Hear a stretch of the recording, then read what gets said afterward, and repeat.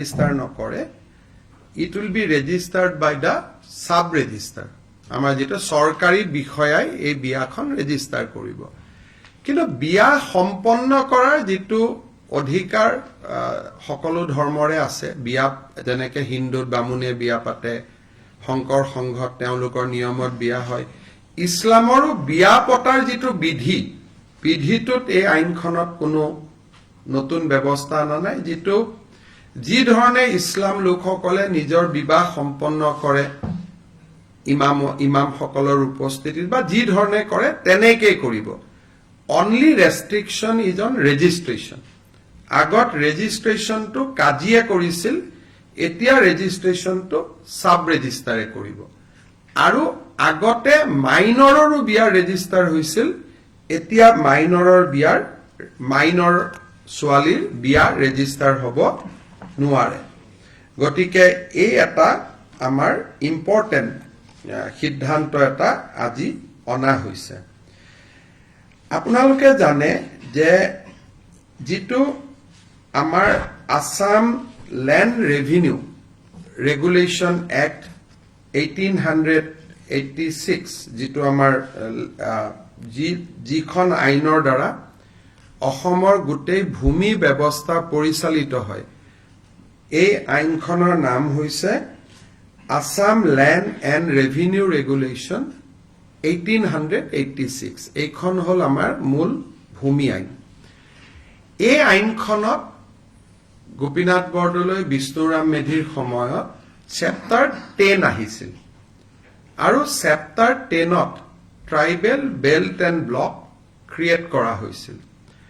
আজি এটা অসমৰ বাবে ঐতিহাসিক মুহূৰ্ত, য'ত আমি আসাম ল্যান্ড ৰেভিনিউ ৰেগুলেশ্যন 1886ত আমি চেপ্টাৰ 12 এটা ইনকৰ্পৰেট কৰিছো। মই আকৌ কৈছো, গোপীনাথ বৰদলৈ বিষ্ণুৰাম মেধিৰ দিনত চেপ্টাৰ 10 আহিছিলে to give protection to the tribal belt and block. আজি আমি আগুৱাই গৈ এতিয়া আমি ইয়াত চেপ্টাৰ 12 ইনকৰ্পৰেট কৰিলো। চেপ্টাৰ 12টো কি হ'ব? To create heritage block surrounding a iconic structure. এটা আইকনিক ষ্ট্ৰাকচাৰক আমাৰ অসমৰ সংস্কৃতি, অসমৰ ইতিহাসৰ লগত জড়িত যি আমাৰ সাংস্কৃতিক ঐতিহ্য আছে, সেই ঐতিহ্যক সামৰি আমি চেপ্টাৰ 12 আনিলো, আৰু we created a heritage block today.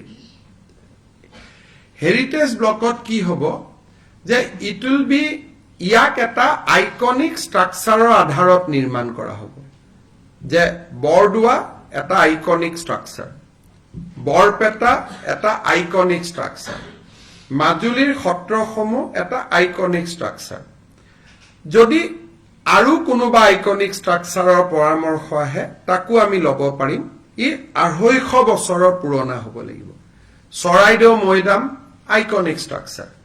গতিকে ইট কেন বি ৰিলিজিয়াছ, ই ধৰ্মীয় হ'ব পাৰে, ই সাংস্কৃতিকো হ'ব পাৰে বা ঐতিহাসিকো হ'ব পাৰে। ইয়াক আমি এটা আইকনিক ষ্ট্ৰাকচাৰ বুলি ধৰি ল'ম, আৰু এই আইকনিক ষ্ট্ৰাকচাৰটোৰ 5 কিলোমিটাৰ এৰিয়া আমি প্ৰটেক্ট কৰিম। বৰদোৱা সত্ৰৰ 5 কিলোমিটাৰ, বৰপেটাৰ 5 কিলোমিটাৰ। আজিৰ আইনখনত আমি সত্ৰ বা কাৰো নাম দিয়া নাই, আমি কৈছো চৰকাৰে সেইটো ডিক্লেয়াৰ কৰি থাকিব পাৰিব, লিষ্টখন বঢ়াই থাকিব পাৰিব। খালি কণ্ডিশ্যন এটা, ই 250 বছৰৰ পুৰণা হ'ব লাগিব। এতিয়া 250 বছৰৰ পুৰণা অসমত যিমান মন্দিৰ মঠ ঐতিহাসিক স্থান আছে, সকলোবিলাকক আমি এই প্ৰটেক্টেড এৰিয়াৰ মাজত আনিব পাৰিম। প্ৰটেক্টেড এৰিয়াত কি হ'ব? ইয়াত অকল সেই মানুহে মাটি কিনা বেচা কৰিব পাৰিব যি 3টা প্ৰজন্ম সেই এৰিয়াটোত বাস কৰিছে। বিধানসভাত আইন পাছ হোৱাৰ আগত তাত 3টা প্ৰজন্ম সেই মাটিত ভোগ দখল কৰি থাকিব লাগিব। আৰু তেওঁলোকেহে সেই অঞ্চলত মাটি কিনা বেচা কৰিব পাৰিব। অৰ্থাৎ বটদ্ৰৱা সত্ৰৰ 5 কিলোমিটাৰৰ ভিতৰত বটদ্ৰৱা সত্ৰত 3টা প্ৰজন্ম যি নিৰন্তৰ বাস কৰি আছে, সেই 3টা প্ৰজন্মৰ মানুহে মাটি কিনা বেচা কৰিব পাৰিব। বৰপেটা সত্ৰখনক যদি আমি চেণ্টাৰত লৈ লওঁ, বৰপেটা সত্ৰৰ 5 কিলোমিটাৰ যি এৰিয়া হ'ব, সেই এৰিয়াৰ মাটি অকল সেই অঞ্চলত 3টা প্ৰজন্ম বাস কৰি থকা মানুহে সেই মাটি কিনা বেচা কৰিব পাৰিব। মোৰ অসমত 3টা প্ৰজন্ম হলে নহব, সেই নিৰ্দিষ্ট হেৰিটেজ ষ্ট্ৰাকচাৰটোৰ 5 কিলোমিটাৰৰ আশে পাশে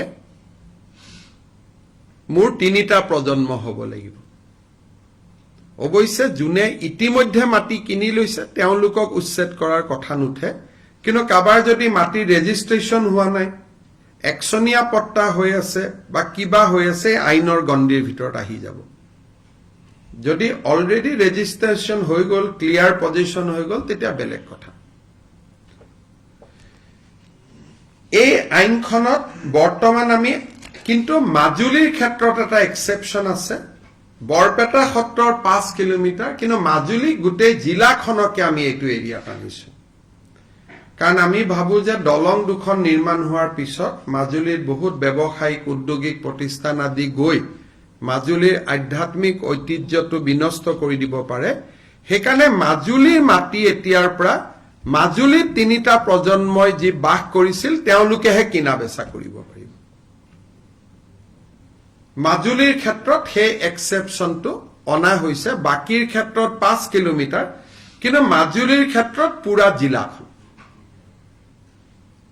ইয়াত যদি কোনোবাই, এতিয়া আমি কামাখ্যাৰ কথাটো অনা নাই, কিন্তু কালি যদি কোনোবাই কৈ দিয়ে কামাখ্যাকো ডিক্লেয়াৰ কৰক, কৰিব পাৰে। কিন্তু প্ৰথম পৰ্যায়ত আমি বৰপেটা, বটদ্ৰৱা আৰু মাজুলীক লৈ আমি আগবাঢ়িব খুজিছো। আৰু মই ভাবো যে এই আইনখন যদি বহুত দিন আগতে পাছ হলহেঁতেন, আজি বটদ্ৰৱা বা বৰপেটাৰ পৰিৱেশটো সম্পূৰ্ণ এটা বেলেগ হৈ থাকিলহেঁতেন। আৰু ই এটা অসমৰ জাতীয় জীৱনৰ এটা ঐতিহাসিক মুহূৰ্ত। আৰু আমি এনে এখন আইন বিধানসভাত আনিম আপোনালোকক জনাবলৈ পাই মই নিজেও গৌৰৱ অনুভৱ কৰিছো। আজিৰ কেবিনেটে আৰু এটা মানুহৰ জীৱনৰ লগত জড়িত খুব ইম্পৰ্টেণ্ট সিদ্ধান্ত লৈছে যে আমাৰ ট্ৰাইবেল বেল্ট এণ্ড ব্লকৰ বাহিৰতো শিডিউল ট্ৰাইব আৰু শিডিউল কাষ্ট মানুহ গাঁও পাতি বাস কৰে।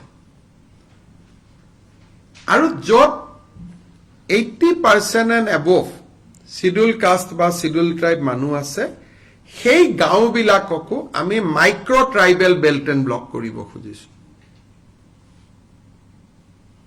যাতে শিডিউল কাষ্ট আৰু শিডিউল ট্ৰাইব মানুহৰ মাটিৰ অধিকাৰ ইনটেক্ট হৈ থাকে। তাত প্ৰটেক্টেড ক্লাছে সুবিধা পাব মাটি কিনা বেচা কৰাৰ কাৰণে, that is a different thing. কিন্তু শিডিউল ট্ৰাইব আৰু শিডিউল কাষ্ট গাঁওবিলাকক আমি tribal belt and block declare কৰিব খুজিছো।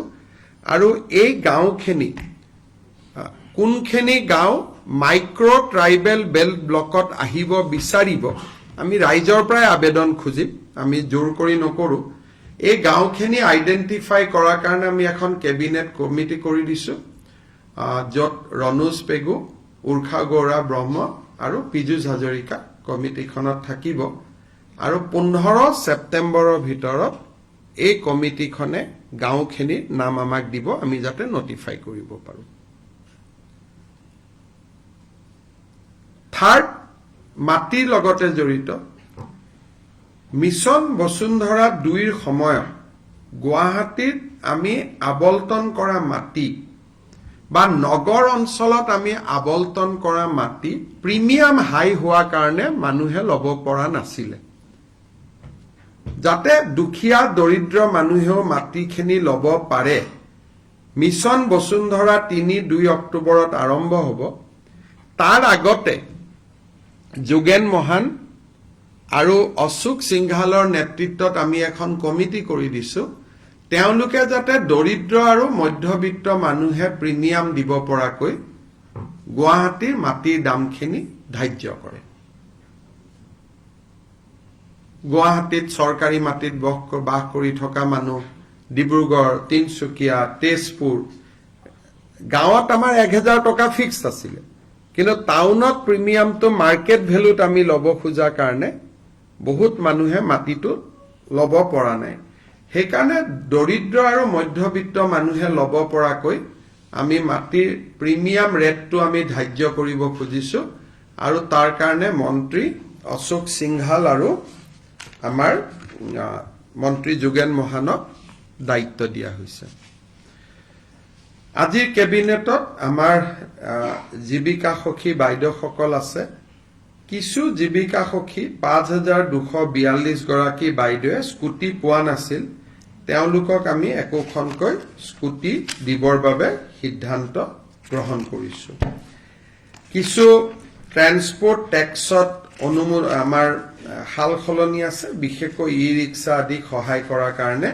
এই সম্পৰ্কৰো বিল এখন কেবিনেটত আহিব আজি কেবিনেটত লোৱা এটা ডাঙৰ সিদ্ধান্ত হ'ল অৰুণোদয় আঁচনিৰ সম্প্ৰসাৰণ আজিৰ ডেটত 27 লাখ ব্যক্তিয়ে অৰুণোদয় আঁচনিৰ সুবিধা লাভ কৰি আহিছে এতিয়া আমি প্ৰতি সমষ্টিতে আৰু 10,000 কৈ অৰুণোদয় আঁচনিৰ আমি হিতাধিকাৰী দিব খুজিছো যি ধৰণে আমি লোকসভা নিৰ্বাচনত আপোনালোকে জানে যে আমি সমীক্ষা পত্ৰ বিতৰণ কৰিছিলো সমীক্ষা পত্ৰবিলাক উভতি আহিলে তাতে আমি দেখা পালো যে 10-12 লাখ মানুহৰ হাতত অৰুণোদয় নাই সেইকাৰণে আমি অৰুণোদয় আঁচনিখনত নতুনকৈ 12,60,000 নতুন হিতাধিকাৰীক আমি অন্তৰ্ভুক্ত কৰিবলৈ সিদ্ধান্ত লৈছো ই অৰুণোদয় 3 নামেৰে জনাজাত হ'ব অৰুণোদয় 2ৰ বেনিফিচিয়াৰী সকলেও 3ৰ বাবে নতুনকৈ আবেদন কৰিব লাগিব আৰু 3ত নতুনকৈ আবেদনকাৰী অন্তৰ্ভুক্ত হ'ব এই অৰুণোদয় 3ৰ প্ৰক্ৰিয়াটো 15 ছেপ্টেম্বৰৰ পৰা আৰম্ভ হ'ব আৰু আমি 1 ফেব্ৰুৱাৰীত নতুন হিতাধিকাৰীসকলক আমি অৰুণোদয় আঁচনি দিয়া আৰম্ভ কৰিম তেতিয়ালৈকে পুৰণা অৰুণোদয় হিতাধিকাৰীসকলে নিৰন্তৰভাৱে অৰুণোদয় পাই থাকিব কিন্তু যেতিয়া 1 ফেব্ৰুৱাৰীত আমি নতুন অৰুণোদয় দিব যাম পুৰণা বেনিফিচিয়াৰী দুই এজন হয়তো তেওঁলোকৰ কোনোবা ঘৰত চাকৰি পালে কোনোবা ঘৰত গাড়ী কিনিলে বিভিন্ন কাৰণত তেওঁলোকে নাপাব কিন্তু এইবাৰ অৰুণোদয় এটা আমাৰ কন্ডিশন হল যে ৰেশন কাৰ্ড থকা মানুহে অৰুণোদয় পাব ৰেশন কাৰ্ড নাথাকিলে অৰুণোদয় নাপায় ৰেশন কাৰ্ড থাকিলে অৰুণোদয়টো কিয় পাব ৰেশন কাৰ্ডবোৰ আধাৰ লিংক গতিকে অটোমেটিক অৰুণোদয়টো তেতিয়া আধাৰ লিংক হৈ যাব নহলে মই যোৱাবাৰ আপোনালোকক কৈছো যে বহুত সময়ত কিছু অৰুণোদয় বেনিফিচিয়াৰী কিছুমান মানুহৰ নাম সোমাইছে যাক বিচাৰি পাব দিগদাৰি হয় পিছত কেবিনেটত বহুত দিনৰ পৰা আপোনালোকে জানে মই আচৰিত হৈ আছিলো মাজে মাজে চিন্তিত হৈ আছিলো আমাৰ লুৰিণজ্যোতি গগৈ আৰু জগদীশ ভূঞাই মাজে মাজে পেপাৰ আৰু টিভিত কৈ থাকে যে আমি শংকৰদেৱ বঁটাটো দিয়া নাই আপোনালোকে শুনি থাকে তেতিয়া আমি সুধিছিলো যে কিয় শংকৰদেৱ বঁটা দিয়া নাই দিয়াটোতো আমাৰ কোনো আপত্তি নাই তেতিয়া আমি গম পালো যে 2008 চনত কংগ্ৰেছ চৰকাৰে এটা সিদ্ধান্ত ললে যে শংকৰদেৱ বঁটা বছৰে বছৰে দিয়া নহব 3 বছৰতহে এবাৰ দিয়া হ'ব ইমান দিন আমি এনে গালি খাই আছিলো অথচ তেওঁলোকৰে কংগ্ৰেছ সহযোগী জগদীশ ভূঞা আৰু লুৰিণজ্যোতি গগৈ আমাক গালি পাৰি থাকে যে 3 বছৰ শংকৰদেৱ বঁটা দিয়া নাই 3 বছৰ শংকৰদেৱ বঁটা দিয়া নাই আসলতে 2008 চনত কংগ্ৰেছ দলে এটা সিদ্ধান্ত ললে যে আমি 3 বছৰৰ মূৰে মূৰেহে শংকৰদেৱ বঁটা আমি দিব পাৰিম সেইকাৰণে 2011ত কনকসেন ডেকাক দিছিলে 2008ত শৰ্মিলা টেগুৰক দিছিলে 9-10 দিয়া নাছিলে আকৌ 2014ত ML ভাৰাদে পাণ্ডেক দিলে 12-13 দিয়া নাছিলে সৰ্বানন্দ সোণোৱালৰ চৰকাৰেও তেনেকে 17 আৰু 20ত দিলে বশিষ্ঠদেৱ শৰ্মা আৰু ভৱপ্ৰসাদ চলিহা এতিয়া 3 বছৰ হৈ গ'ল 2023 গতিকে 2023 চনৰ শংকৰদেৱ বঁটাৰ বাবে আমি বিশিষ্ট নৃত্যবিদ সোণাল মানসিঙক আজি এক্সপাৰ্ট কমিটিৰ অপিনিয়ন মতে আমি নিৰ্বাচিত কৰিছো গতিকে ইমান দিন আমি এনে গালি খাই আছিলো আজিহে এইটো 86ত আৰম্ভ কৰোতে এজিপিৰ দিনত এইটো বছৰে বছৰে আছিলে বাৰ্ষিক বঁটা আছিলে 1986ত আৰম্ভ কৰিছিলে প্ৰথম বঁটা কীৰ্তিনাথ হাজৰিকাই পাইছিলে 87ত ভূপেন হাজৰিকাই পাইছিলে 88ত সত্যজিৎ ৰয়ে পাইছিলে এনেকে 89ত মহেশ্বৰ নয়গে পাইছিলে কিন্তু 2008ত কংগ্ৰেছ চৰকাৰে যি কাৰণে নহওক কিয় সোণাল মানসিং জানে তেওঁ পদ্মশ্ৰী হয় ৰাজ্যসভাৰ সোণাল মানসিং পদ্ম বিভূষণ হয় তেখেত সোণাল মানসিং সো 3 বছৰত দিয়াৰ সিস্টেমটো 2008ত কংগ্ৰেছ চৰকাৰৰ দিনত আৰম্ভ হৈছিলে গতিকে আমাক মিছামিছি ইমান দিন আমি গালি খাই থাকিলো আজি কেবিনেটত কথাটো ওলালে গতিকে একেবাৰে সময় আপোনালোকে ক'ব পাৰে যে 23ৰটো 4 মাহ দেৰি হৈছে বুলি আৰু 24ত কিন্তু এক্স্যাক্টলি 3 বছৰৰ মূৰে মূৰে দিয়া হয় গতিকে আমি সোণাল মানসিঙক দিবৰ কাৰণে আমি সিদ্ধান্ত লৈছো আৰু তেখেতে যিটো দিনতে সন্মতি দিয়ে তেনেকে আমি নৱেম্বৰ মাহত আমি এটা অনুষ্ঠান কৰি তেখেতক আমি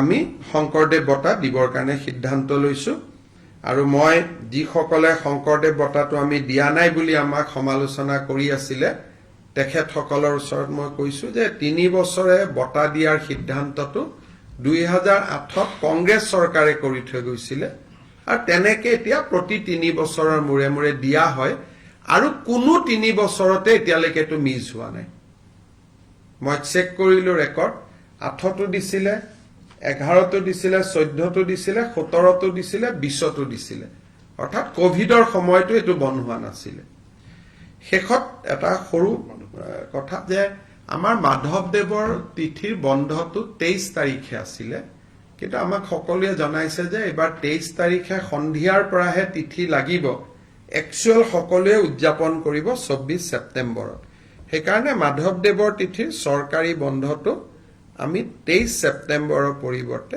24 ছেপ্টেম্বৰলৈকে আমি লৈ গৈছো আৰু কিছু সৰু সৰু সিদ্ধান্ত কেবিনেটত আছে তো টুইট বা সোশ্যাল মিডিয়া যোগে আপোনালোকে জানিব পাৰিব যদি কিবা আপোনালোকৰ দুই এটা প্ৰশ্ন আছে কৰিব পাৰে আৰু ৰাতিপুৱা মই যথেষ্ট কৈছো গতিকে এইখিনি ৰিপিট নকৰি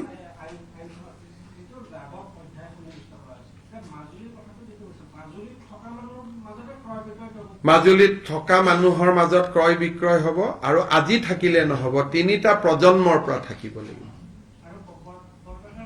বৰপেটাৰ ক্ষেত্ৰতো 3টা প্ৰজন্ম কিন্তু বৰপেটাত ৰেডিয়াছটো হল 5 কিলোমিটাৰ বৰপেটা সত্ৰৰ পৰা 5 কিলোমিটাৰ কিন্তু মাজুলীত যেহেতু বহুত সত্ৰ হিচৰিত হৈ আছে সেইকাৰণে আমি গোটেই মাজুলীখনক প্ৰটেক্টেড এৰিয়া কৰিছো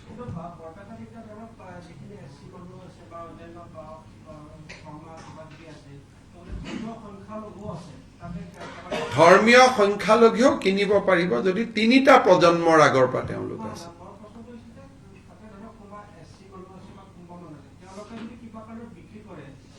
তেওঁলোকৰ মানুহে কিনিব লাগিব বিক্ৰী কৰিব নোৱাৰিব এতিয়া 3টা প্ৰজন্ম থকা মানুহকহে বিক্ৰী কৰিব লাগিব তেতিয়া পাৰিব কিন্তু আমি জানা 3টা প্ৰজন্ম তাতে থকা মুছলিম সম্প্ৰদায় নাই 51 চনত তাত কোনো মুছলিম সম্প্ৰদায়ৰ মানুহ নাছিলে আমি হিসাব কৰি লৈছো 3টা প্ৰজন্ম মানে 1951 হ'ব আৰু বিপ্লৱ শৰ্মা কমিটিৰ ৰিপৰ্ট 1951 গতিকে তিনিটা প্ৰজন্ম মানে ৭৫ বছৰ ৭৫ বছৰ মানে 1951 আৰু 1951ত তাত এজনো ধৰ্মীয় সংখ্যালঘু নাছিলে বটদ্ৰৱাটো নাছিলে সেইটো হল ধৰক উত্তৰ গুৱাহাটীত এখন ট্ৰাইবেল ভিলেজ আছে আৰু পিজু হাজৰিকাৰ গাঁওখনে ক'লো এইটো শিডিউল কাষ্ট গাঁও কিন্তু ট্ৰাইবেল বেল্ট এণ্ড ব্লক নহয় এতিয়া সেইটো আমি ট্ৰাইবেল বেল্ট এণ্ড ব্লক কৰি দিম as per chapter 10 যেটো মাইক্ৰো ট্ৰাইবেল আগতে চেপ্টাৰ 10ত আছিল ট্ৰাইবেল বেল্ট ব্লক এটা ডাঙৰ এৰিয়া তাত অলপ আমি সংশোধন আনিলো আনি সৰু সৰু গাঁওকো আমি tribal belt and block declare কৰাৰ অধিকাৰ আনিলো আগতে গোটেই অসমত 12টা ট্ৰাইবেল বেল্ট এণ্ড ব্লক আছিলে মাৰ্ঘেৰিটা ট্ৰাইবেল বেল্ট বহুত ডাঙৰ জায়গা সেইখিনি কন্টিনিউ কৰিব তাত আমি কোনো বাধা দিয়া নাই তো যেনেকৈ আছে তেনেকৈ থাকিব কিন্তু উত্তৰ গুৱাহাটীত ৰধলা বুলি এখন বড়ো সমাজৰ গাঁও আছে এটা তাত ইন্ডাষ্ট্ৰিয়েলাইজেশ্যন হৈছে ট্ৰাইবেল বেল্ট এণ্ড ব্লক নহয় গতিকে বড়ো মানুহখিনিৰ মাটিটো লাহে লাহে যাব আৰম্ভ হৈছে গতিকে সেই গাঁওখন এতিয়া ট্ৰাইবেল বেল্ট এণ্ড ব্লক হ'ব সেইটো থাকিবই সেইটো এটা বেলেগ কলে উচ্ছেদলৈকে যোৱাটো এটা বেলেগ বস্তু সেইটো এতিয়া মই কি কৰিব পাৰো কক হাজাৰ হাজাৰ মানুহ আছে সেইটো এটা হাজাৰ হাজাৰ মানুহক উচ্ছেদ কৰাটো এটা আজিৰ দিনত এটো সম্ভৱ নহয় আমি সেইটো বিতৰ্কত আজি কিয় যাওঁ আমি আজি সেইটো কৰাৰ আপুনি যে মোক প্ৰশ্নটো সুধি আছে আপোনাকে বেয়া পাব আমাৰ গোটেই অসমীয়া মানুহবিলাকে আছে ট্ৰাইবেল বেল্ট এণ্ড ব্লকত ওদালগুৰিত এইবিলাক সমস্যাটো আমাৰো আছে তো ট্ৰাইবেল বেল্ট এণ্ড ব্লকক ইউজিদা নহয় আমাৰ শৰ্মা কলিতা মানুহে আছে এই প্ৰশ্নটো যদি মই আলোচনাও কৰো বিটিসিৰ ইলেকশ্যনত এটা ইস্যু হৈ যাব গতিকে আপুনি নিকাসিত যাওক নিকাসি এখন ট্ৰাইবেল বেল্ট এণ্ড ব্লক আৰু নিকাসিত মহেন্দ্ৰ মোহন চৌধুৰীয়ে গোটেই অসমীয়া মানুহবিলাকক তাতে বহাই থৈ আহিছে গতিকে এইটো প্ৰশ্ন যদি মই এটা আলোচনা কৰো আৰু টিভিত যদি মানুহে শুনে লগে লগে ৰাতিয়ে তাতে হুলস্থুল আৰম্ভ হৈ যাব গতিকে অসমখন খুব সেনসিটিভ জায়গা গতিকে সব বস্তু টিভিতে আলোচনা কৰি দিলে মানুহৰ মাজত প্ৰতিক্ৰিয়া হৈ যায় সেইকাৰণে আমি মাইক্ৰো ট্ৰাইবেল বেল্ট ব্লকৰ ওপৰত মোক আজি প্ৰশ্ন সুধক ট্ৰাইবেল বেল্ট এণ্ড ব্লকৰ ওপৰত প্ৰশ্নটো বেলেগ এদিন সুধিব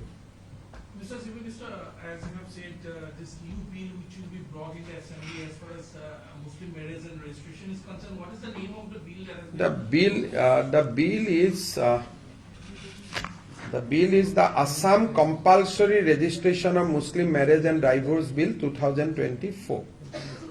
And if you can also throw some light on the new inclusion of Section 12 in the Assam Land and Revenue Regulation Act of 1966. If you can throw some light on the aspects that will be covered as far as the Sector 12 of this new Assam Land and Revenue Regulation Act.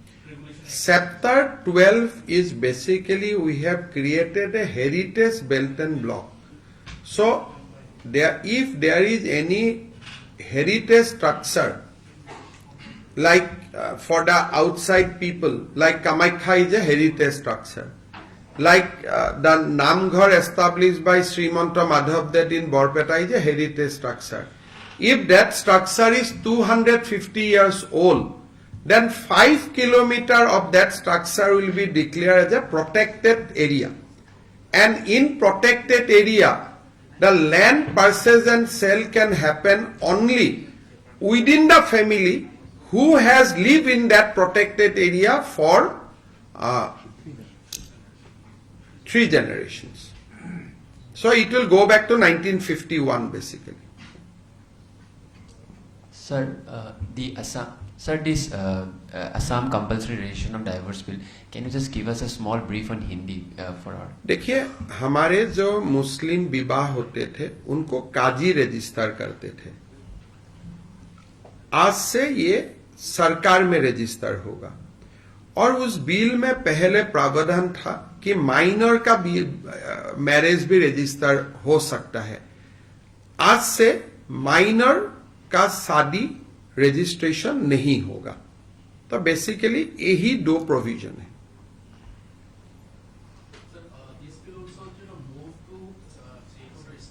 Basically, child marriage. We want to attack on the child marriage. So if any company or industry want to install in Majuli? No. But if they want to do something, government can always acquire land.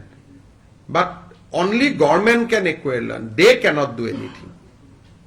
So this will protect Majuli, because after Saraideo, our next idea is to go to UNESCO to declare Majuli as a World Heritage.